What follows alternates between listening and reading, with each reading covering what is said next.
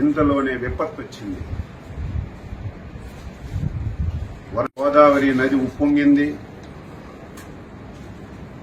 దానివల్ల అటు west Godavari, east గోదావరిలో చాలా ప్రాంతాలు ముంపుకు గురయ్యాయి. చాలా గ్రామాలు ముంపుకు గురై ప్రజలు చాలా అవస్థలు పడుతున్నారు. మీరందరూ సజీవ సాక్షులు. గతంలో కూడా మీరు పనిచేశారు. గత 5 సంవత్సరాలు ఎప్పుడైనా ఒక విపత్తు వస్తే, ఎప్పుడైనా వరదలు వస్తే ముఖ్యమంత్రి ఎప్పుడైనా సరే రివ్యూ తీసుకుని అధికార యంత్రాంగానికి అలర్ట్ చేసినటువంటి రోజు ఒక్కటైనా ఉందా? ఆ రోజు 5 సంవత్సరాల్లో ఒక మంత్రి అయినా, ఒక అధికారి అయినా గ్రామాలకు వెళ్లి పేదవాడికి పలకరించినటువంటి దాఖలాలు ఎక్కడైనా ఉందా? మొన్న ఎప్పుడైతే భారీ వర్షాలు వస్తాయి, గోదావరి నదికి విపరీతంగా వరదొస్తుందని తెలిస్తే మా విపత్తుల శాఖ మంత్రి శ్రీమతి అనిత గారు జూమ్ లో కాన్ఫరెన్స్ తీసుకుని కలెక్టర్కి అలర్ట్ చేశారు.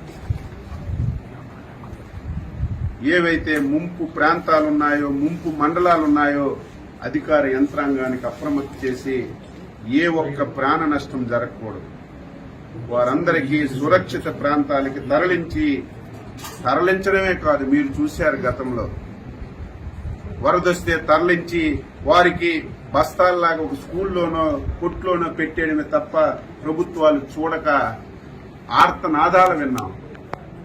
మాకు భోజనం అందడం లేదు, పిల్లలకు పాలు అందడం లేదు, సకాలంలో నీళ్లు లేవు, టాయిలెట్స్ లేవని. ఈ 5 రోజుల్లో ఎక్కడైనా ఒక వార్త వచ్చిందా?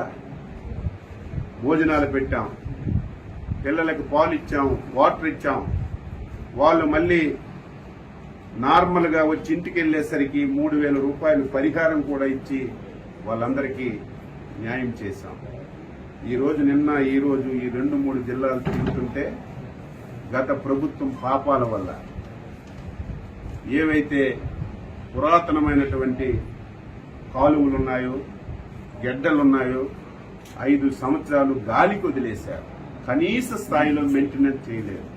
కనీసం ఒక తట్టెడు మట్టి తీసి ఆ కాలువలో ఉన్నటువంటి అడ్డు కూడా తీయకపోవడం వల్ల నిన్న వచ్చినటువంటి వరదలకి ఆ కాలువలు పొంగి 1000 ఎకరాలు రైతు పెట్టినటువంటి పంట పూర్తిగా నాశనం అయిపోయింది.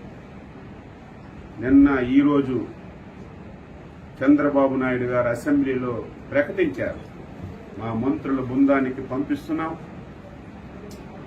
నష్టపోయినటువంటి రైతాంగానికి పలకరించడమే కాకుండా ఎవరైతే పునరావాస కేంద్రాల్లో ఉన్నారో వాళ్ళ దగ్గరికి వెళ్లి వాళ్ళకి అన్ని సదుపాయాలు అందుతున్నాయో లేదో చూసి రైతాంగానికి ఏ విధంగా మనీ సహకారం ఇవ్వాలో అన్ని తెలుసుకొని నాకు చెప్పండి, నేను రైతుల పట్ల చాలా ఉదారంగా ఉన్నాను, అవసరమైతే ఒక పైసా ఎక్కువ ఇచ్చైనా రైతులు కష్టాలు తీర్చి వారి రుణం తీర్చుకుంటానని స్పష్టంగా ముఖ్యమంత్రి గారు చెప్పడం వల్ల మేము బృందాలుగా వచ్చి తిరిగాము.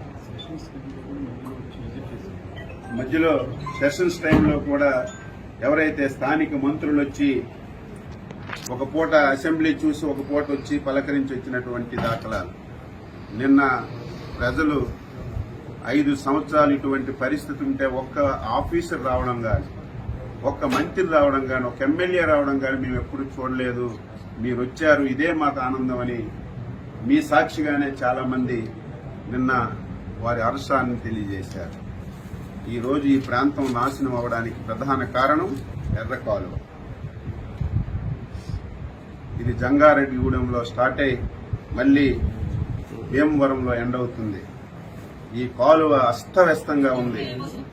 ఈ కాలువ వల్ల సుమారుగా 20 నియోజకవర్గాల్లో ప్రతి సంవత్సరం చేతికొచ్చిన పంట పోతుంది, పెట్టుబడి పెట్టిన పంట పోతుంది. ఈ కాలువని శాశ్వతంగా ఈ సమస్యని పరిష్కరించాలని ఒక ఆలోచన చేస్తున్నాం. అందుకే జిల్లా యంత్రాంగానికి చెప్పాం, తాత్కాలికంగా ఏవైతే గుంతలు పడ్డాయో ఆ గుంతలన్నీ పూడ్చమని చెప్పి ఆదేశాలు ఇచ్చాం. టెంపరీగా రేపు డిసెంబర్కి మళ్లీ వ్యవసాయం పెట్టుకోవడానికి ఎక్కడైతే ఈ స్లూయసెస్ పోయాయో, తలుపులు పోయాయో దాని గురించి ఒక ఎస్టిమేషన్ చేయమని ఆదేశాలు ఇచ్చాం. మళ్లీ ఈ 2 జిల్లాల మంత్రులు ఎమ్మెల్యేల అందరం కూర్చొని ఇరిగేషన్ అధికారులతో సమావేశం పెట్టి ఈ ఎర్ర కాలువకి శాశ్వత పరిష్కారం కింద మోడరైజేషన్ చేయడానికి ఎంత డబ్బైనా సరే చంద్రబాబు నాయుడు గారి దృష్టిలో పెట్టి ఈ 5 సంవత్సరాల్లో శాశ్వత పరిష్కారం చూపి స్వతంత్రం వచ్చి నుంచి పడుతున్నటువంటి ఈ బాధని తొలగించాలని చిత్తశుద్ధితో అంకిత భావంతో పనిచేస్తామని చెప్పి సందర్భంగా తెలియజేస్తూ